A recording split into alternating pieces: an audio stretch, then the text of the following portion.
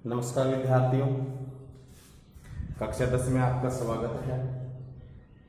जो पिछले जो वीडियो था उसमें आप पढ़ रहे थे अध्याय 5 और पाठ का नाम आपका खनिज एवं ऊर्जा संसाधन। खनिज एवं ऊर्जा संसाधन।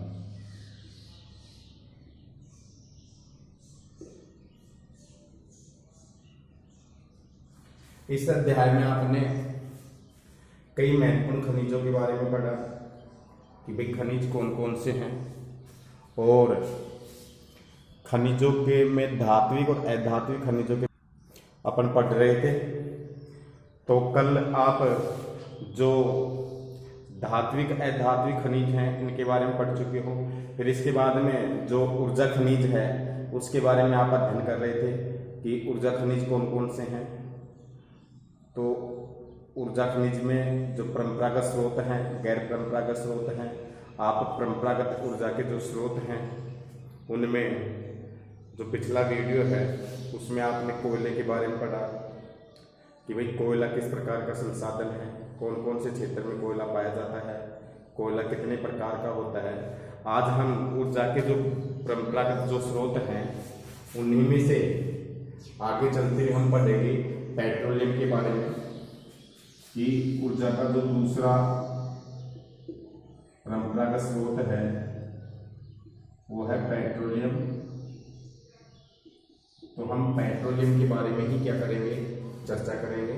तो देखिए, सबसे पहले आप जानते हो कि पेट्रोलियम को जीवाश्म ईंधन या खनिज तेल भी कहा जाता है, क्योंकि इसकी उत्पत्ति वही कोयले की तरह पादपों के, प्राणियों के सड़ने और गलने से हुई है।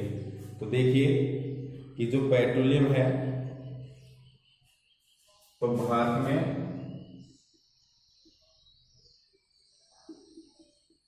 कोयले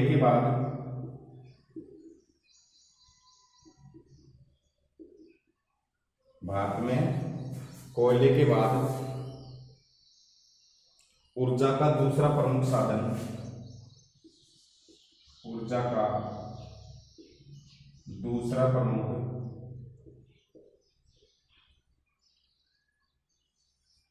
साधन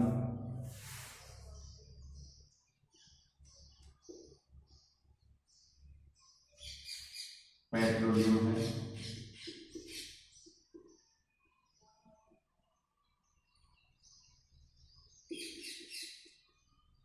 तो भारत में कोयले के बाद ऊर्जा का जो दूसरा प्रमुख जो साधन है पेट्रोलियम है। इसे जीवाश्म ईंधन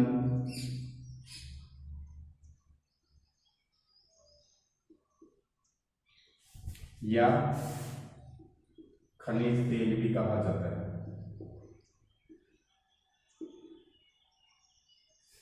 तेल भी कहा जाता है।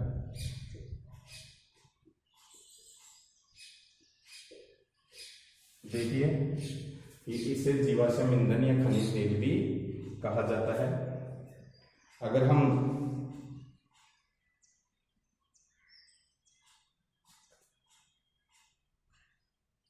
तो देखिए कि अगर अपन बात करें इसमें तो ये है जो अवसादी चट्टानी भागों में, अवसादी चट्टानी भागों में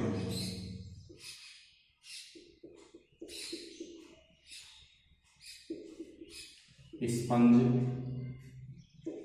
अवसादी चट्टानी भागों में स्पंज की भांति पाए जाने वाला, की भांति पाए जाने वाला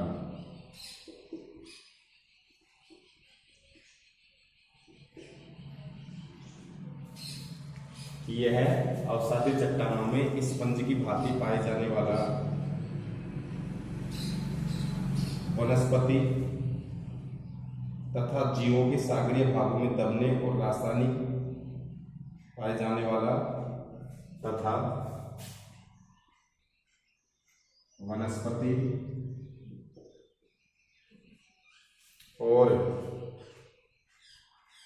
जीवों के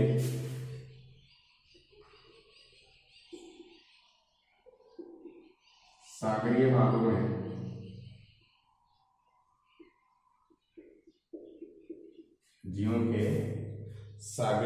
में दबने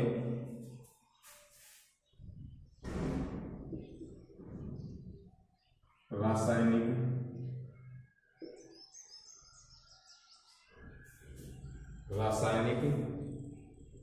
तथा तापीय क्रिया से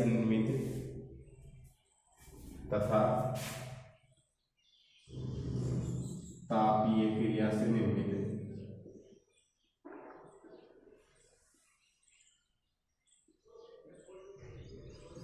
खनिज तेल है।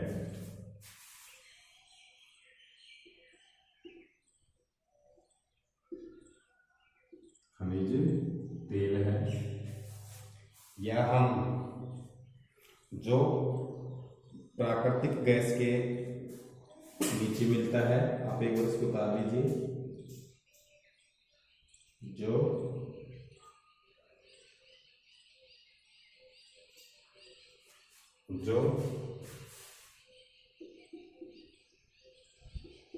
प्राकृतिक गैस के नीचे मिलता है।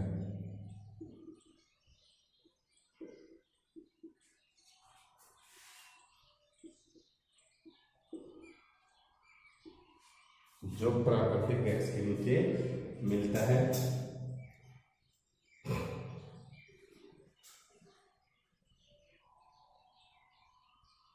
अब देखिए, तो हम बात कर रहे हैं कि पेट्रोलियम क्या है, कि भारत में जो कोयले के बाद ऊर्जा का जो दूसरा बड़ा साधन है वो पेट्रोलियम है। इसे हम जीवाश्म ईंधन या खनिज तेल भी कहा जाता है, जो अवसादी चट्टानों के भागों में स्पंज की भांति फैलने वाला, पाए जाने वाला तथा वनस्पति जीवों के सागरीय भागों में दबने और रासायनिक तथा तापीय क्रिया से निर्मित क्या एक खनिज तेल है। और ये भूगर्भ के अंदर है ना, जो प्राकृतिक गैस के नीचे मिलता है। प्राकृतिक गैस इसके ऊपर मिलती है खनिज तेल से, और नीचे क्या मिलता है इसमें, जो पेट्रोलियम पदार्थ पाया जाता है। इसके बाद में अगर अपन चर्चा करते हैं कि जो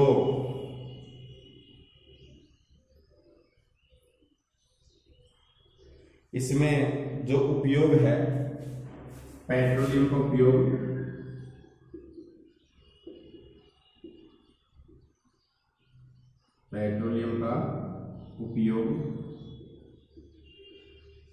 तो आप अच्छी तरह से जानते होंगे कि जो पेट्रोलियम का जो उपयोग है वो किस में किया जाता है। तो देखिए, परिवहन व मशीनरी क्षेत्रों में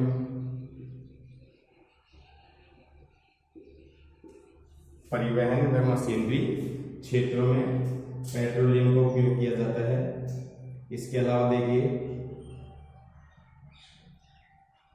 संश्लेषित वस्त्र में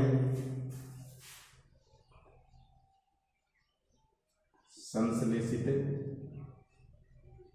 वस्त्र।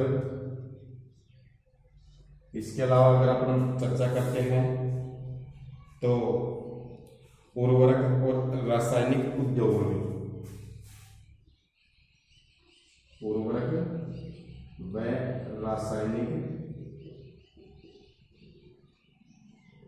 उद्योगों में काम लिया जाता है।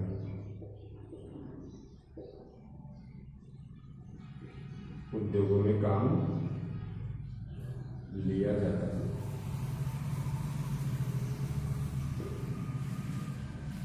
तो पेट्रोलियम क्या है, तो यह एक खनिज तेल है, ऊर्जा का परंपरागत स्रोत है, जीवाश्म ईंधन है, जो अवसादी चट्टानों के भागों में स्पंज की भांति पाए जाने वाला तथा वनस्पति जीवों के सागरीय भागों में दबने रासायनिक तथा तापीय क्रिया से निर्मित खनिज क्या है? तेल है, जो प्राकृतिक गैस के नीचे मिलता है। इसके बाद में अपन चर्चा कर रहे हैं कि पेट्रोलियम का जो उपयोग है वो किस में किया जाता है? तो परिवहन के साधनों में। जितने भी परिवहन के साधन है, बस है, ट्रक है, मोटरसाइकिल है, जीप है, इनमें मशीनरी उद्योगों के क्षेत्र में संश्लेषित जो वस्त्र होते हैं, जिनको कृत्रिम रेशा बोलते हैं, लाइलॉन है, टेरिकोट है, पॉलिस्टर वगैरह है, उर्वरक जो खाद वगैरह होता है जिसको रासायनिक खाद बोलते हैं। इसके अलावा रासायनिक उद्योगों में इसका बड़े पैमाने पर क्या किया जाता है? प्रयोग किया जाता है। आप इसको एक बार उतार लीजिए, फिर इसके बाद में और आगे बढ़ाएंगे।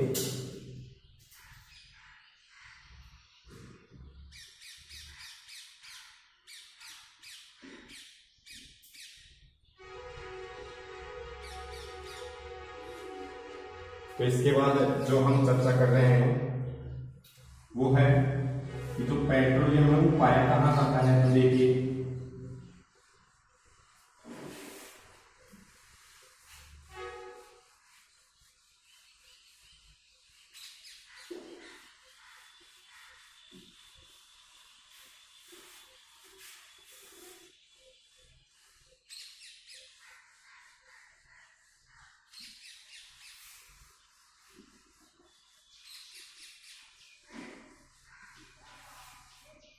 अब बात आती है कि जो पेट्रोलियम है वो उसकी उपस्थिति कहाँ कहाँ पर है।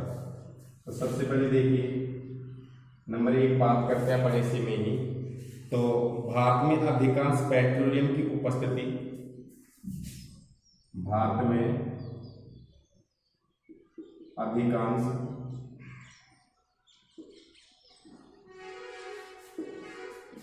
पेट्रोलियम की उपस्थिति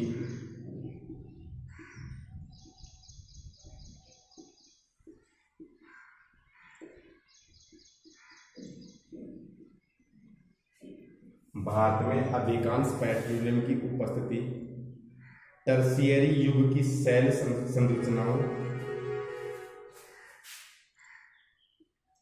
टर्शियर जहां कोयला पाया जाता था, युग की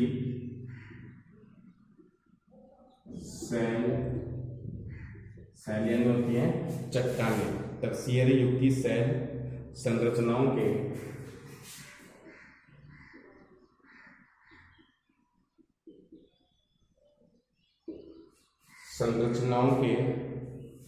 अपनति व भ्रंश ट्रेप में पाई जाती है। अपनति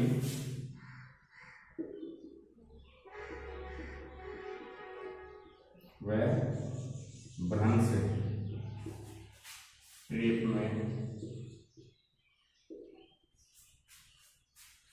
पाई जाती है।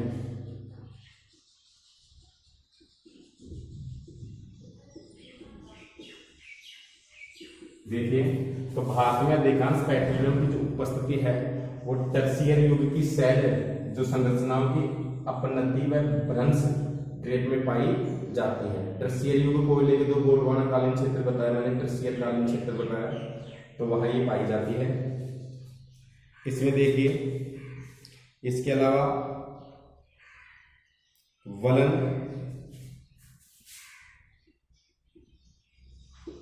अपनति, वलन है, अपनति और गुंबदों वाले प्रदेशों में यह है, वह गुंबदों वाले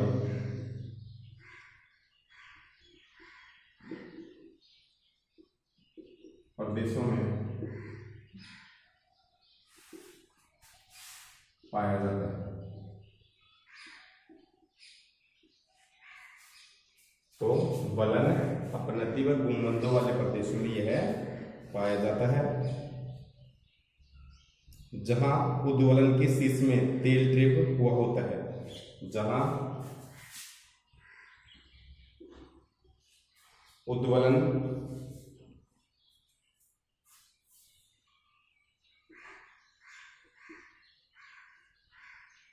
के शीर्ष में, जहां उद्वलन के शीर्ष में तेल ट्रेप हुआ होता है, तेल ट्रेड हुआ होता है। तो यह वलन अपनति व गुम्मद वाले प्रदेशों में पाया जाता है जहां उद्वलन के शीर्ष तेल ट्रेड हुआ होता है। देखिए, और इसके अलावा जो तेल धारक जो परत सैरंध्र चूना पत्थर या बलुआ पत्थर होता है जिसमें तेल प्रवाहित हो सकता है, तेल धारक परत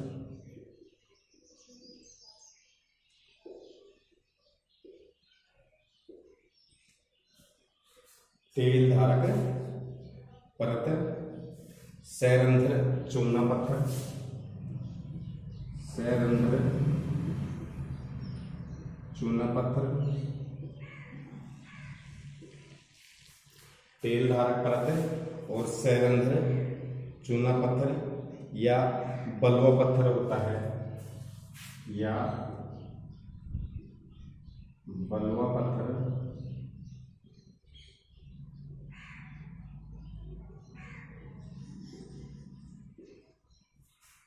चूना पत्थर या बलुआ पत्थर होता है जिसमें से तेल प्रवाहित हो सकता है, जिसमें से तेल प्रभावित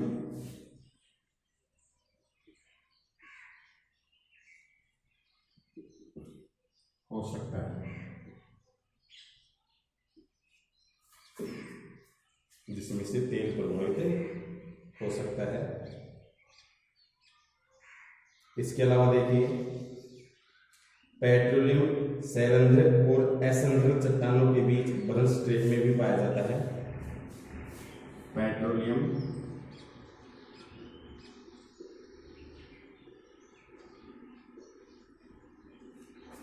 सैरंध्र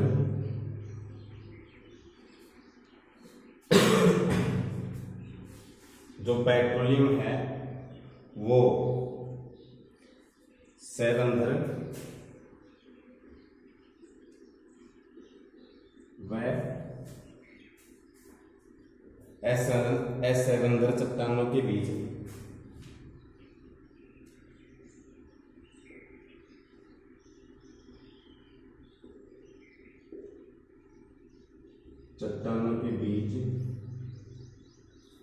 पेट्रोलियम सैरंध्र व असैरंध्र चट्टानों के बीच ब्रंश स्ट्रेट में भी पाया जाता है। ब्रंश स्ट्रेट में भी पाया जाता है।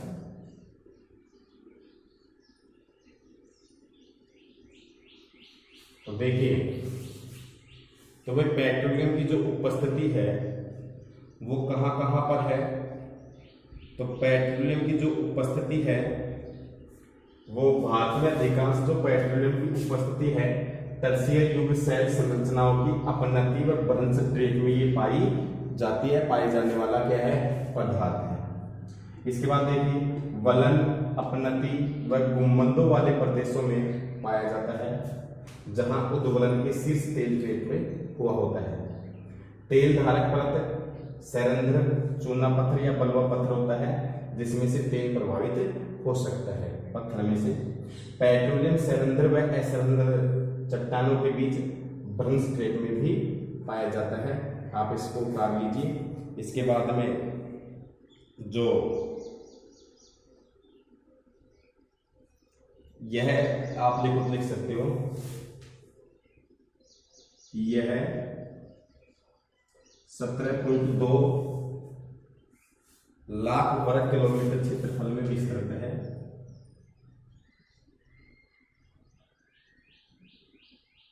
वर्ग किलोमीटर क्षेत्रफल में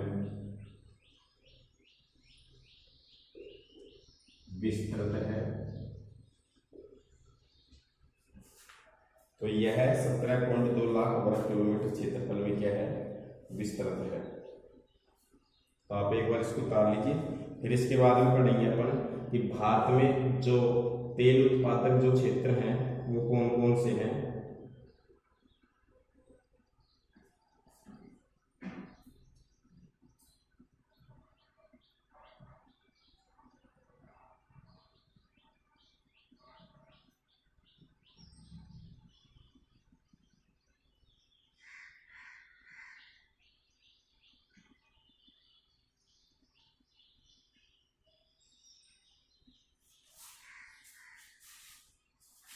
तो देखिए अब पढ़ेंगे अपन कि भारत के प्रमुख तेल उत्पादित क्षेत्र।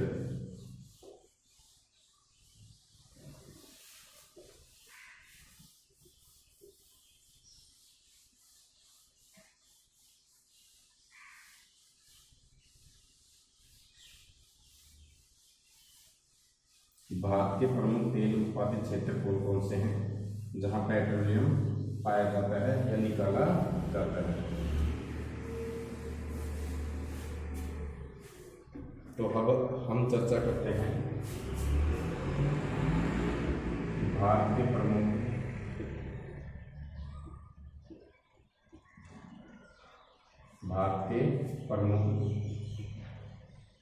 तेल उत्पादित क्षेत्र। तो तेल का मतलब है पेट्रोलियम। तो भारत के प्रमुख तेल उत्पादित क्षेत्र ये कौन कौन से हैं, तो इसमें से बात करते हैं। तो सबसे पहले देखिए भारत में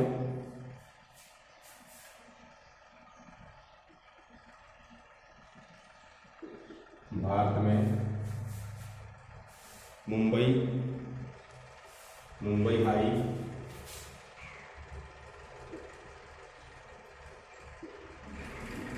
भारत में मुंबई हाई। इसके बाद की जो चर्चा करते हैं भारत में मुंबई हाई, गुजरात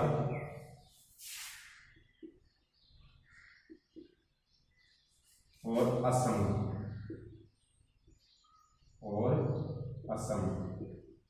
प्रमुख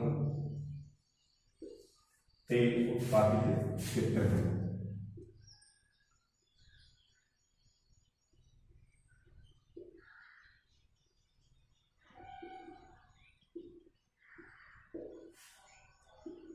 तो देखिए भारत में मुंबई हाई,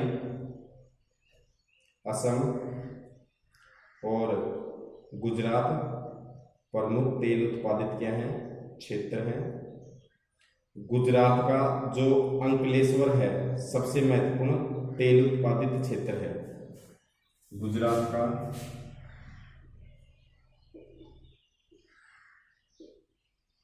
अंकलेश्वर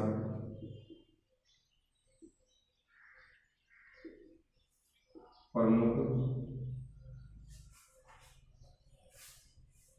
या महत्वपूर्ण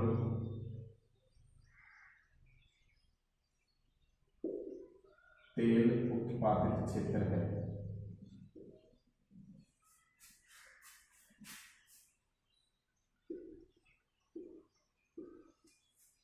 तो गुजरात का अंकलेश्वर प्रमुख या महत्वपूर्ण तेल उत्पादित क्या है क्षेत्र है। और असम भारत का सबसे पुराना तेल उत्पादक राज्य है।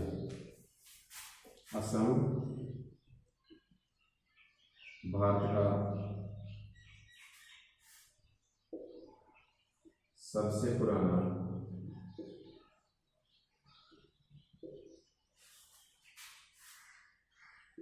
तेल उत्पादक राज्य है।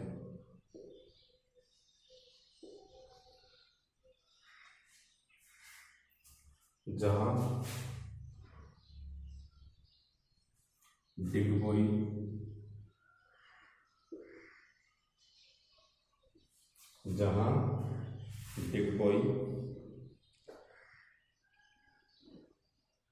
नहरकटिया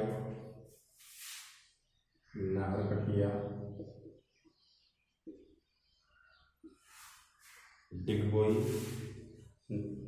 नहरकटिया और मोरन पोगरी जल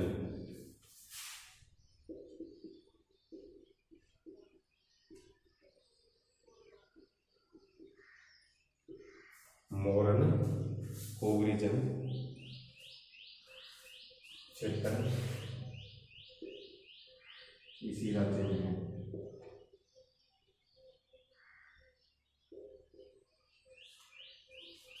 राज्य में है। इसके अलावा अगर आप बात करते हैं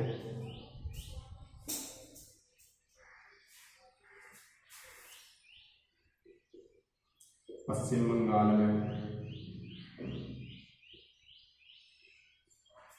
सुंदरबन डेल्टा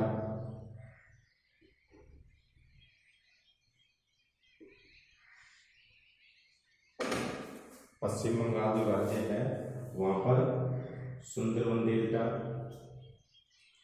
राजस्थान व सौराष्ट्र क्षेत्र, राजस्थान व सौराष्ट्र क्षेत्र,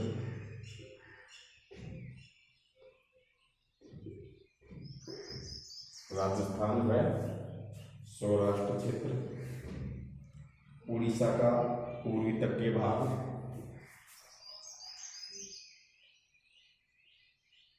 उड़ीसा का पूर्वी तटीय भाग,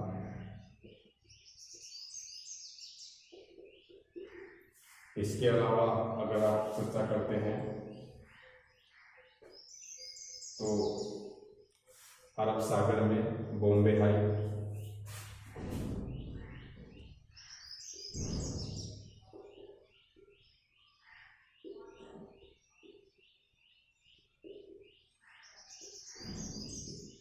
अरब सागर में बॉम्बे हाई और गोदावरी तथा कावेरी डेल्टा क्षेत्र, गोदावरी तथा कावेरी डेल्टा क्षेत्र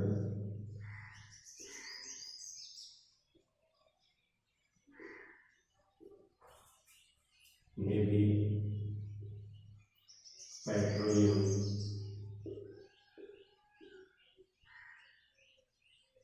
पाया जाता है, में भी पेट्रोलियम पाया जाता है।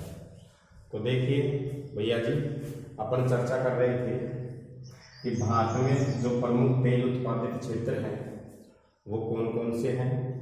तो देखिए भारत में मुंबई हाई, गुजरात, इसके अलावा असम प्रमुख तेल उत्पादित क्या है क्षेत्र है। मुंबई हाई, गुजरात और असम प्रमुख तेल उत्पादित क्या है क्षेत्र है। और गुजरात स्टेट का, गुजरात राज्य का जो अंकलेश्वर जो शहर है, क्षेत्र है, वो महत्वपूर्ण तेल उत्पादित क्षेत्रों की श्रेणी में गिना जाता है। इसके अलावा देखिए आसाम है, भारत का सबसे पुराना तेल उत्पादक क्या है राज्य है, और आसाम में डिगबोई, नहरकटिया, मोरन उबरिजन क्षेत्र जो तेल उत्पादक हैं वो इसी क्षेत्र में क्या है विद्यमान है। इसके अलावा पश्चिम बंगाल में सुंदरबन डेल्टा, राजस्थान व सौराष्ट्र क्षेत्र, राजस्थान में जैसे जैसलमेर है, बाड़मेर है, इस क्षेत्र में बीकानेर है। तो उड़ीसा का पूर्वी तटीय भाग, अरब सागर में बॉम्बे हाई, गोदावरी तथा कावेरी डेल्टा क्षेत्र में भी पेट्रोलियम पाया जाता है।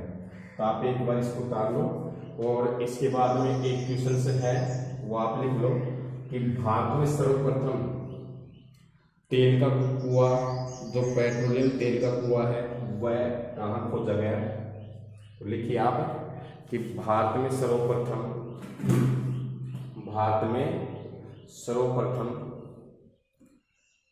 तेल कुआं कहाँ खोजा गया। तो आपका आंसर हो जाएगा डिगबोई,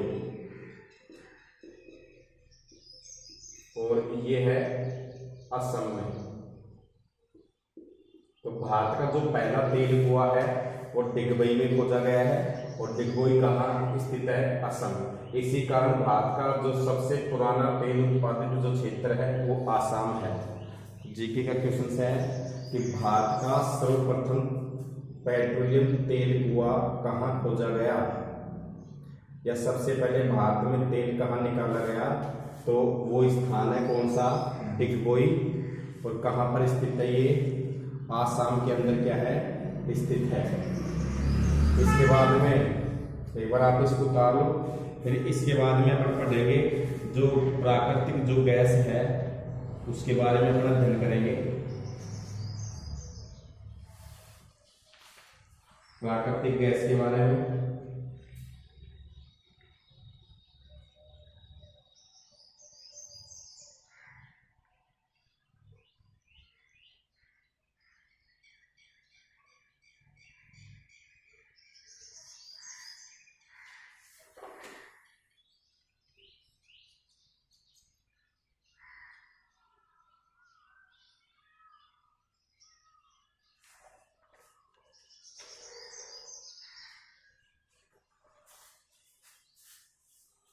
तो इसके बाद में जो ऊर्जा का जो परंपरागत स्रोत है उसी में ही अपन पढ़ेंगे अब प्राकृतिक गैस के बारे में।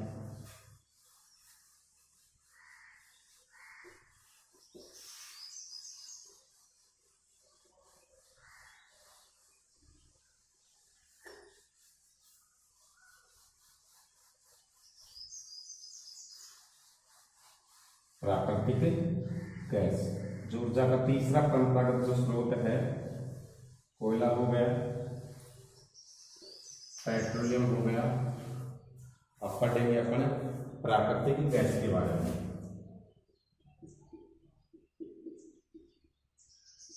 प्राकृतिक गैस, और आप जानते हो ये पेट्रोलियम से ऊपर पाई जाती है हल्की होने के कारण। प्राकृतिक गैस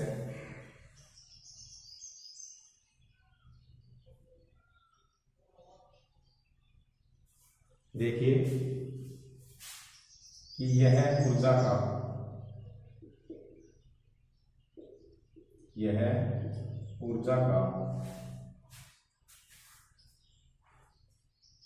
एक स्वच्छ,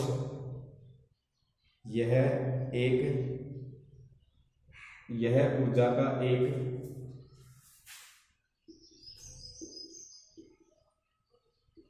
स्वच्छ ईंधन है। यह ऊर्जा का एक स्वच्छ क्या है? ईंधन है, जो पेट्रोलियम के साथ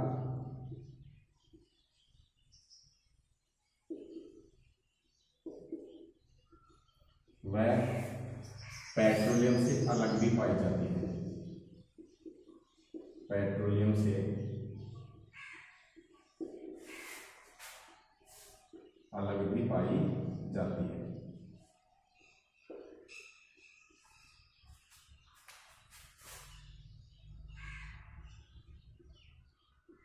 तो देखिए जो प्राकृतिक गैस है पेट्रोलियम से ऊपर पाई जाती है। यह एक स्वच्छ ईंधन है जो कहीं पर तो पेट्रोलियम पदार्थों के साथ में पाई जाती है और कहीं ये पेट्रोलियम पदार्थों से क्या पाई जाती है? अलग पाई जाती है। और देखिए प्राकृतिक गैस को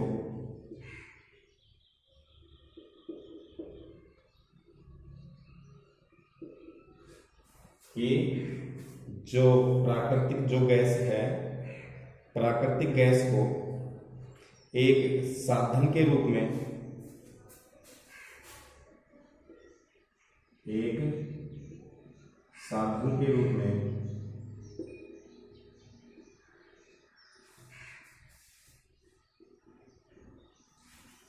प्राकृतिक गैस को एक साधन के रूप में पेट्रो रासायनिक उद्योगों के एक कच्चे माल के रूप में प्रयोग किया जाता है।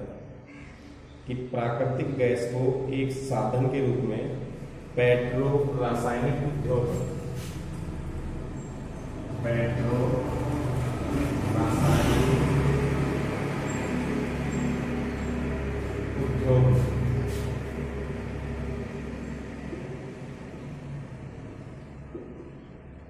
में कच्चे माल के रूप में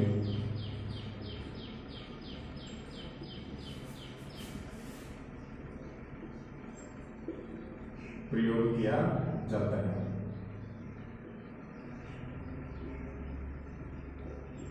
तो ये देखिए जो प्राकृतिक गैस है ये पेट्रो रासायनिक जो उद्योग है उसके लिए कच्चा माल उपलब्ध कराती है, उसके लिए कच्चे माल के रूप में भी उपयोग में लिया जाता है। अब देखिए कार्बन डाइऑक्साइड के कम उत्सर्जन के कारण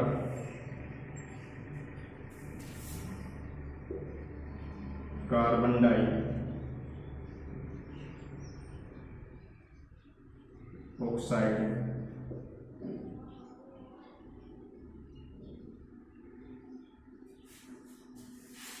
के कम उत्सर्जन के कारण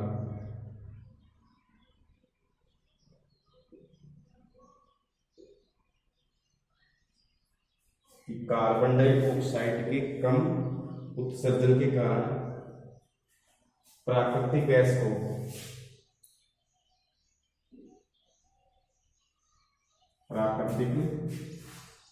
को पर्यावरण के अनुकूल माना जाता है।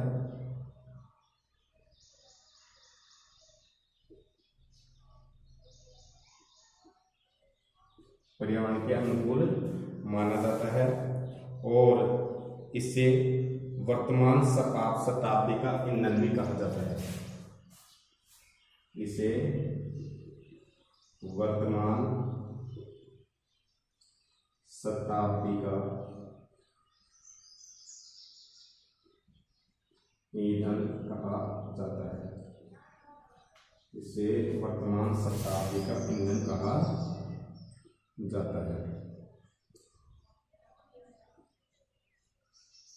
ये देखिए, तो कार्बन डाइऑक्साइड गैस का कम उत्सर्जन होता है इसमें। इस कारण प्राकृतिक गैस पर्यावरण की क्या है, अनुकूल है। इससे पर्यावरण प्रदूषण ना के बराबर होता है। इस कारण इसे वर्तमान शताब्दी का ईंधन भी कहा जाता है। इसके बाद में अगर हम बात करते हैं इसकी, तो प्राकृतिक गैस के जो भंडार है, तो एक बार इसको उतार लो आप। प्राकृतिक गैस यह ऊर्जा का एक स्वच्छ ईंधन है जो पेट्रोलियम के साथ और पेट्रोलियम से अलग पाया जाता है। प्राकृतिक गैस को एक साधन के रूप में जो पेट्रो रसायन उद्योग है वहाँ कच्चे माल के रूप में इसका प्रयोग किया जाता है। और प्राकृतिक गैस में जो कार्बन डाइऑक्साइड गैस का जो उत्सर्जन है वो कम होता है। इस कारण ये पर्यावरण की क्या है, अनुकूल है। इसे वर्तमान शताब्दी का ईंधन भी कहा जाता है। तो एक बार आप इसको उतार लीजिए। इसके बाद में हम पढ़ेंगे कि प्राकृतिक गैस के जो भंडार है, क्षेत्र हैं, वो कौन कौन से हैं।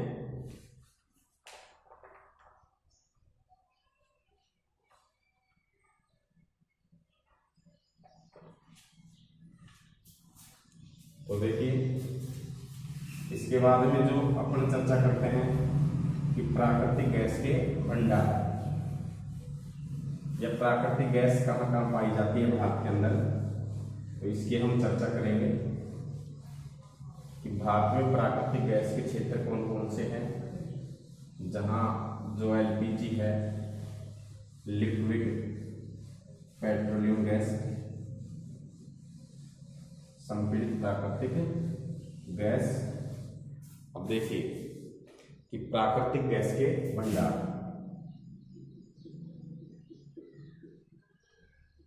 प्राकृतिक गैस के भंडार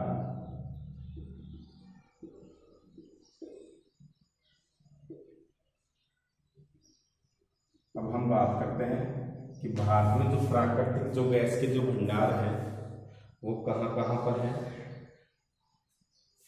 देखिए, तो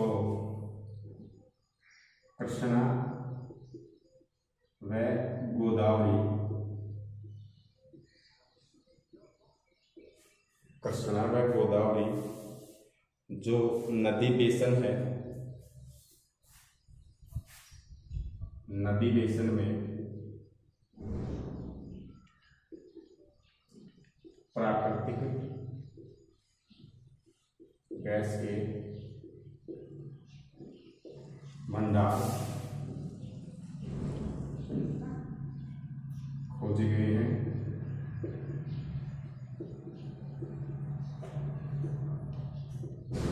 तो देखिए कि कृष्णा व गोदावरी जो नदी बेसन है, यहाँ पर प्राकृतिक गैस के भंडार खोजे गए हैं। इसके अलावा देखिए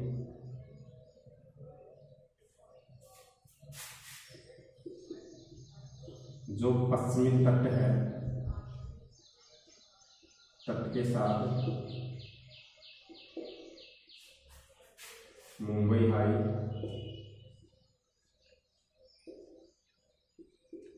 पश्चिमी तट के साथ मुंबई हाई,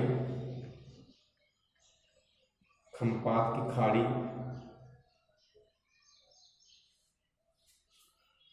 खंपात की खाड़ी,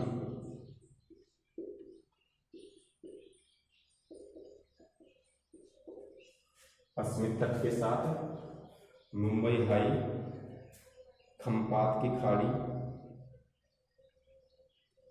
और अंडमान निकोबार द्वीप समूह, अंडमान निकोबार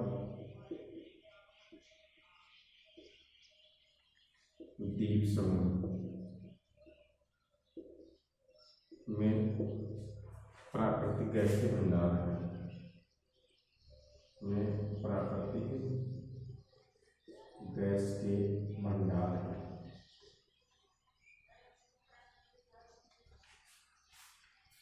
तो हम बात कर रहे हैं कि जो प्राकृतिक जो गैस के जो भंडार हैं वो कहाँ कहाँ पे हैं।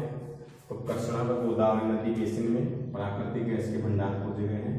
पश्चिमी तट के साथ मुंबई हाई, खंपात की खाड़ी, अंडमान निकोबार दो द्वीप समूह हैं, यहाँ भी प्राकृतिक गैस के क्या हैं, भंडार हैं। इसके बाद आती है कि जो सबसे बड़ी जो गैस पाइपलाइन है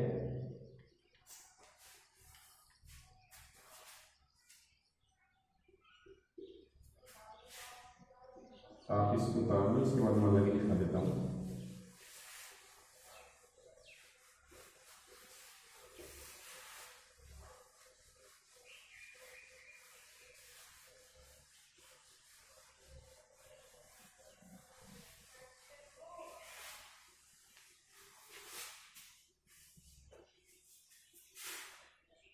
तो भारत की सबसे बड़ी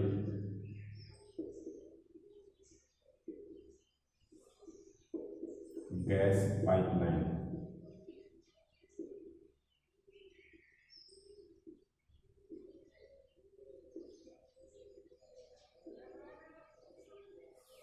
तो भारत की जो सबसे बड़ी गैस पाइपलाइन है, तो इस गैस पाइपलाइन का जो नाम है वो है SVJ। भारत की जो सबसे बड़ी गैस पाइपलाइन है उसका नाम है HVJ।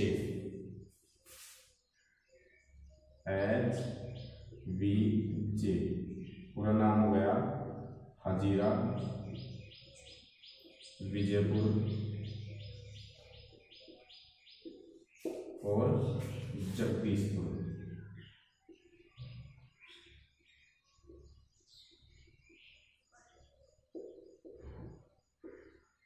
पाइपलाइन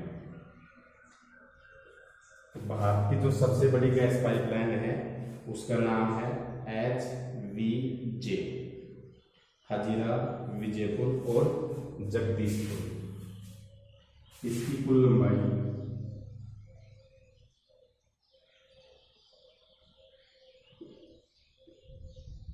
1700 किलोमीटर है।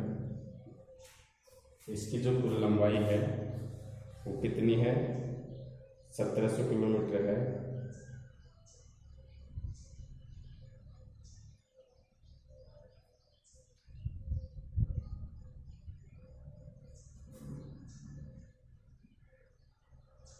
जो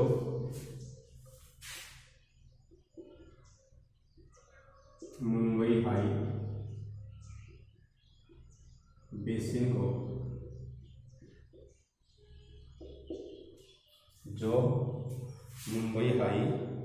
बेसिन को पश्चिम व उत्तरी भाग के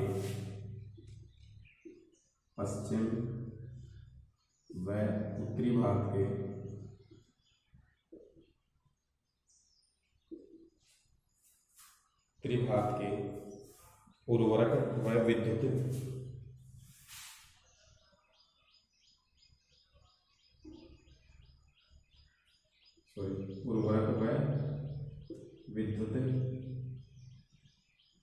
जो मुंबई हाई बेसिन को पश्चिम व उत्तरी भारत के उर्वरक व विद्युत, इसके अलावा अन्य औद्योगिक क्षेत्रों से जोड़ती है। जो मुंबई हाई बेसिन को पश्चिम व उत्तरी भारत के उर्वरक व विद्युत उद्योगों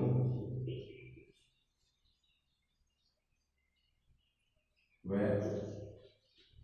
अन्य क्षेत्रों से जोड़ती है।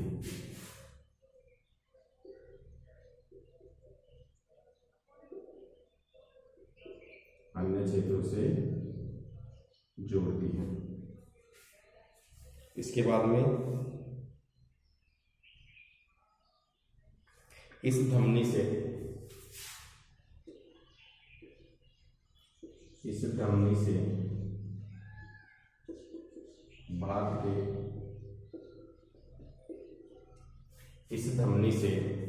भारत के गैस उत्पादन को संवेग मिला है। गैस उत्पादन को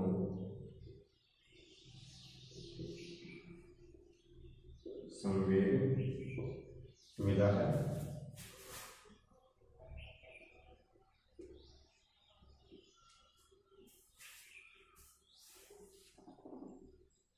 ऊर्जा व उर्वरक उद्योग प्राकृतिक गैस के प्रमुख प्रयोक्ता हैं।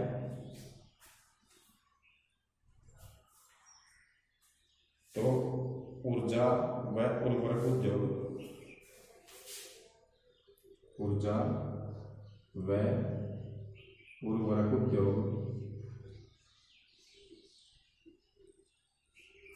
प्राकृतिक गैस के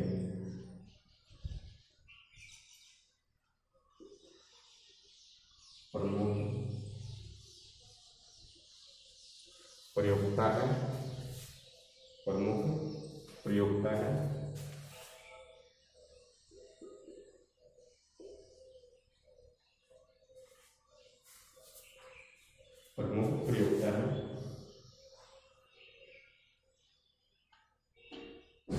और वर्तमान में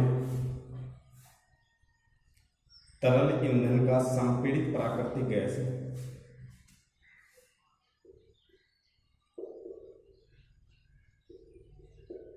वर्तमान में तरल ईंधन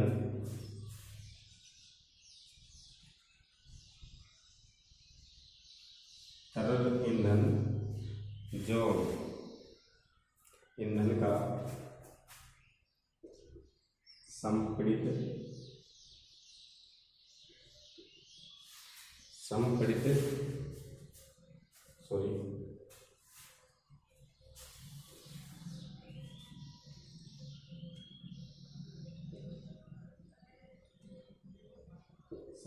प्राकृतिक गैस है।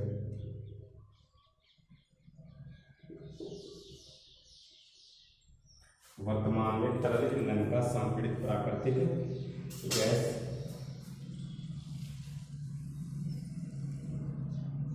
सीएनजी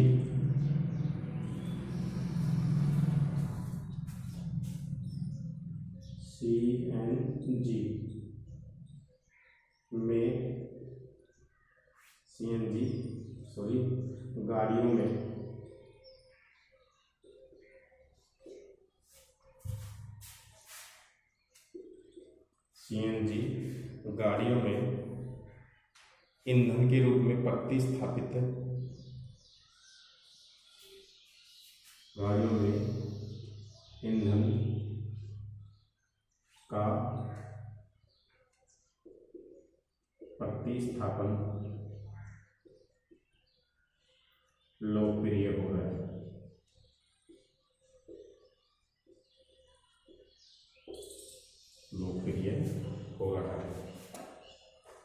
तो देखिए भैया जी, तो भारत की जो सबसे बड़ी जो गैस पाइपलाइन है, इस गैस पाइपलाइन का नाम है HVJ।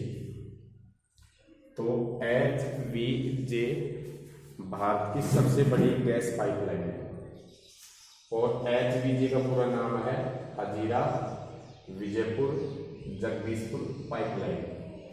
इसकी जो कुल लंबाई है वो 1700 किलोमीटर है, यानी 1700 किलोमीटर है, जो मुंबई हाई बेसिन को पश्चिम व उत्तरी भारत के जो उर्वरक व विद्युत उद्योग व अन्य क्षेत्रों को क्या करती है, ये जोड़ती है। और इस धमनी से भारत के गैस उत्पादन को संवेग मिला है। यानी भारत का जो गैस उत्पादन है, धमनी बोलते हैं जो नस होती है अपनी, इनको जिसमें रक्त संचारित होता है, इसी कारण से गैस संचारित हो रही है, संवेग मिला है, जीव मिला है।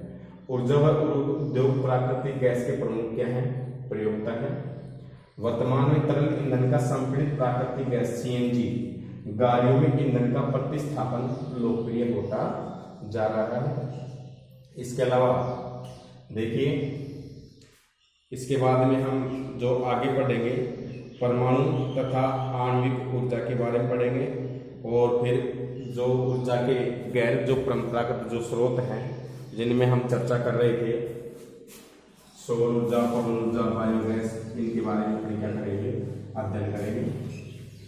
तो आप बार बार मैं कह रहा हूँ, जो वीडियो डालते हैं उसमें पूरे बच्चे देखते ही नहीं उन वीडियो को, और आप फिर पीछे रह जाओगे। फिर मत कहना कि हमारे को पढ़ाया नहीं गया या लिखाया नहीं गया। तो मेरे कहने का मतलब है कि आप नियमित रूप से वीडियो देखें, और चैनल को जो बच्चे सब्सक्राइब नहीं करे हैं वो बच्चे चैनल को क्या करें? सब्सक्राइब करें और रेगुलरिटी बनाए रखें। जैसे भी चैनल सब्सक्राइब होगा तो आपको जैसे ही वीडियो अपलोड होगा तो आपको तुरंत जानकारी क्या हो जाएगी? प्राप्त हो जाएगी। और आप जो नोट्स वगैरह हैं ये रोजाना उतारें, कि बार बार कहना न पड़े। अभी वीडियो कम बच्चे देखते हैं, तो जब भी आपको टाइम मिले तो आप वीडियो को जरूर देखें और शुरू से लास्ट तक देखें, क्योंकि हर चीज़, हर बिंदु आपके लिए महत्वपूर्ण है। और कक्षा 10 शिक्षा के क्षेत्र में जो पढ़ाई का जो क्षेत्र है, इसमें आपकी नींव होती है। अगर आपकी जो नींव ही मजबूत होगी तो भविष्य की बनने वाली जो सुंदर इमारत है, आप जिस लक्ष्य को प्राप्त करना चाहते हो वो आसानी से आपको क्या होगा? प्राप्त होगा। तो आप रेगुलरिटी जरूर बनाए रखें और वीडियो को सब्सक्राइब करें। धन्यवाद।